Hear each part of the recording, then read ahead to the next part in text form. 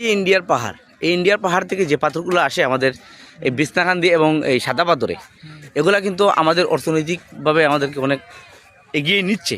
কিন্তু এই পাথরগুলা প্রাকৃতিকভাবে যে কতটুকু আমাদেরকে সাপোর্ট দিচ্ছে, এটা যদি আমরা বুঝতাম তাহলে এইভাবে আমরা অকাতরে পাথরগুলাকে নষ্ট করতাম না। এখানে দেখো এখন পাথর আছে, এটা কিন্তু সাদা পাথরের মেইন স্পট। এখানে যে বড় বড় পাথর ছিল, এটা তুমি 1-2 বছর আগে আসলে বুঝতে পারতা যে কেমন পাথর ছিল। এই যে একটা পাথর দেখছো, এরকম হাজারে হাজারে পাথর ছিল। এখন দেখো শূন্য মরুভূমিতে একটা পাথর। আর যে পাথরগুলো আছে এগুলো কিন্তু রিসেন্ট আসছে পারে। হ্যাঁ, এখানে চাপা তো ভালো না, চাপাতে আমি তোমার দিব না। এটা ভালো কোন জায়গায় পাওয়া যায়? হ্যাঁ ভালো, সিলেটের চাপাতে তো সিলেটে ম্যানুফ্যাকচারিং হয় না, বুঝছো, এটা বাইরে ম্যানুফ্যাকচারিং হয়।